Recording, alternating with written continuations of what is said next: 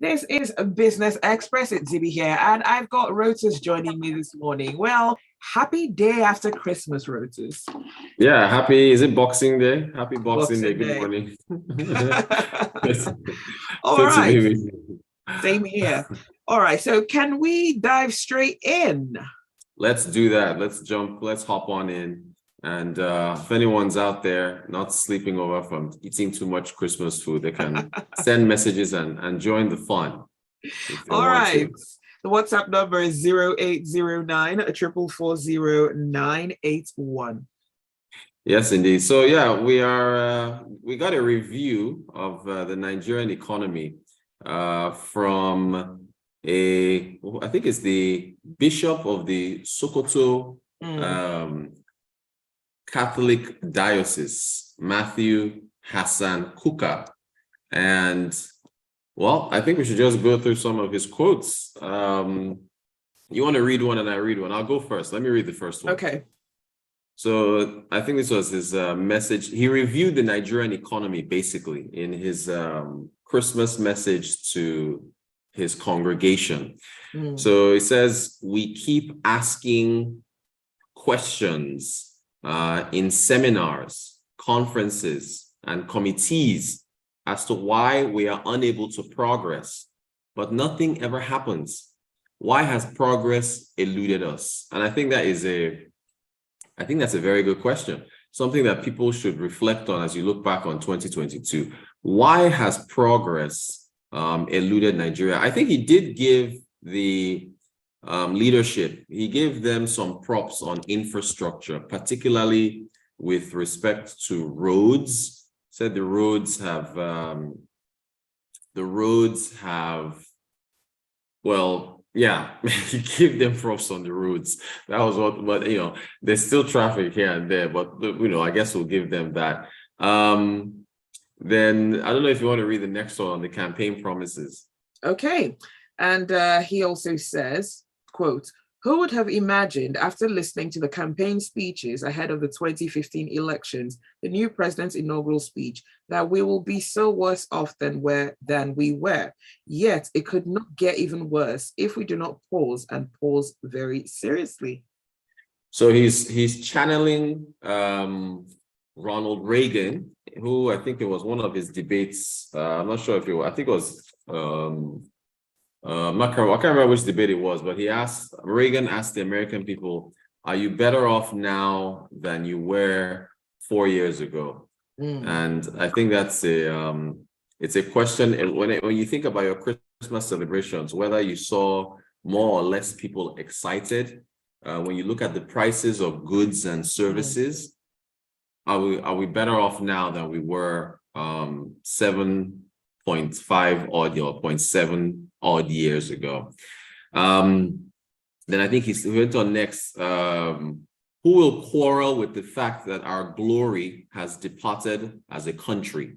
Where is our voice respected today, even within the African continent, which looks up to us for leadership? Unless we count lining up behind others for handshakes across Europe and America as achievements, we will be remiss not to worry about our declining global influence. That's powerful.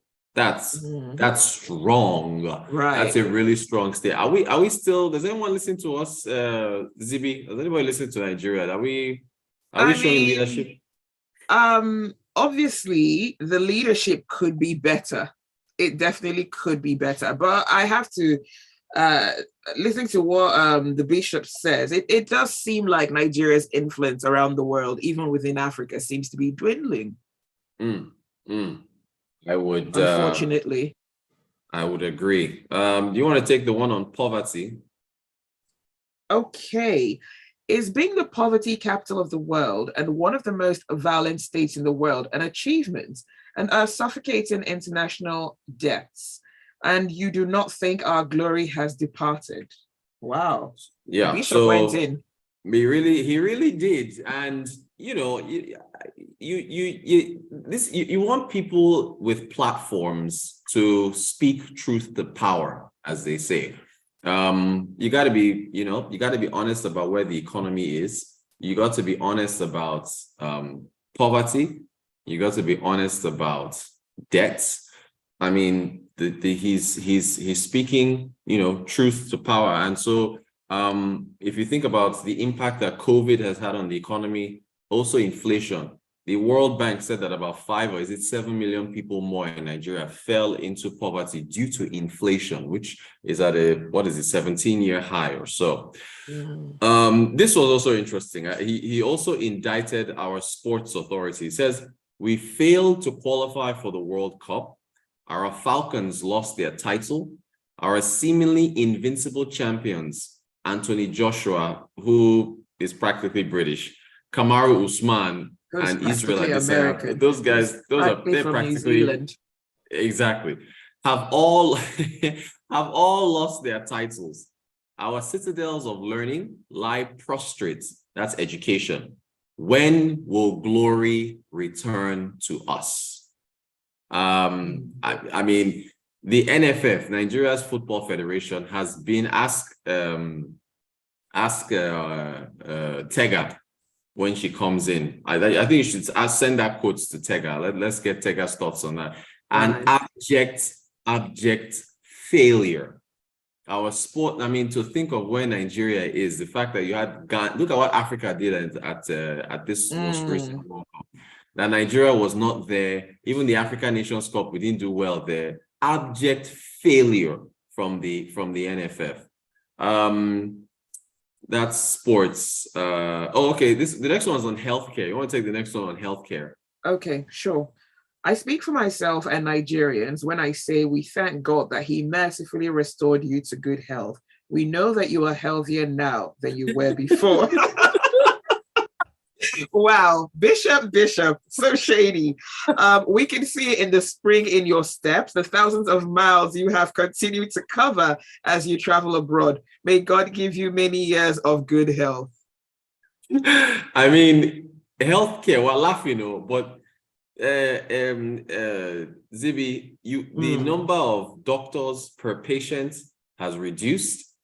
There are issues there were strikes in the past. You've had doctors, the UK is offering jobs to nurses overseas.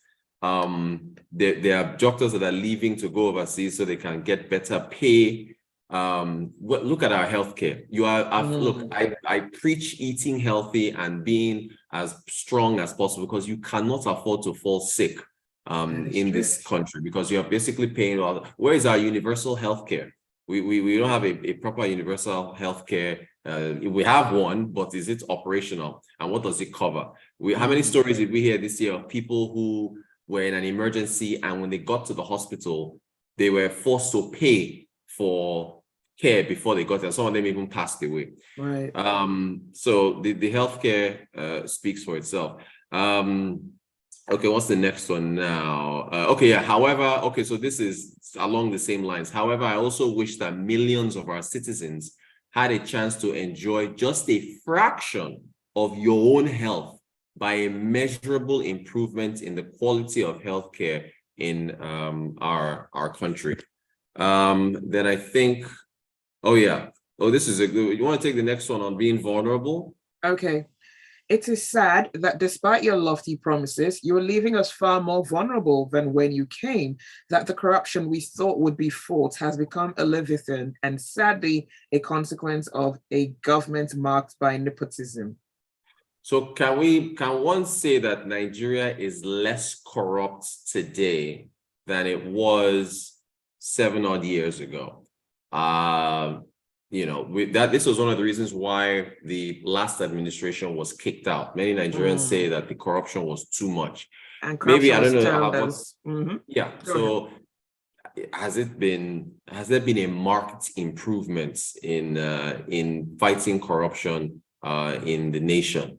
Some might argue and say yes. Some might argue and say no. For me, I see little difference between. Maybe it's better. Maybe because that under the last administration it was rampant. It was insane. But you still have, notable corruption cases. So maybe I can give the president some, as opposed compared to the last administration, give him a better grade on corruption. But still, are we in a situation where our own is just say, okay, you did okay, you get a pass mark, rather than achieving excellence? That's the situation there.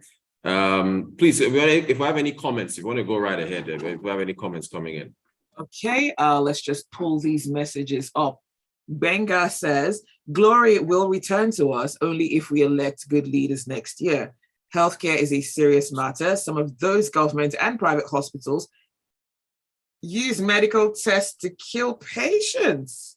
Okay, so some of those tests are not necessary, but are so expensive. Okay, so they're exploiting patients, you mean? All right. And I've got another one. This is from Ogeneo Chuku, and he says, the incoming government must be focused on education, health, food, housing, and security, power inclusive. The bishop is on point. Okay. Okay. All right. Let's see. Nepotism. Yes. Okay. Yes, nepotism is a cancer which has consumed us in the last few years. We have paid the price of nepotism, entrusting power into the hands of mediocres who operate as a cult and see power purely as an extension of the family heirloom. So there's still, of course, the issue of, and this isn't just in government. I mean, you see this across the country where Nigerians put tribe and put, all these other things ahead of competence when it comes to doling out contracts and so on and so forth. So, look, as we get into a new year, as Benga, Ogenuchukwu, and all the others have sent messages saying, I think we really have to reflect without rose-colored glasses as to where the economy is and the different metrics that you use to review the economy. That's what we got to do. So the Bishop Kukah, I think I applaud him for using his Christmas message to the nation to speak truth to power. All right. Well, that's it for Business Express. Thank you so much, Rotus, for being here with us this morning. Thank you, Zibby. I'll catch you guys tomorrow. Enjoy the Boxing Day. I will try. And that's it for Business Express. Do stay with us. There's a lot more to come on Smooth Breakfast. Brought to you by Interest.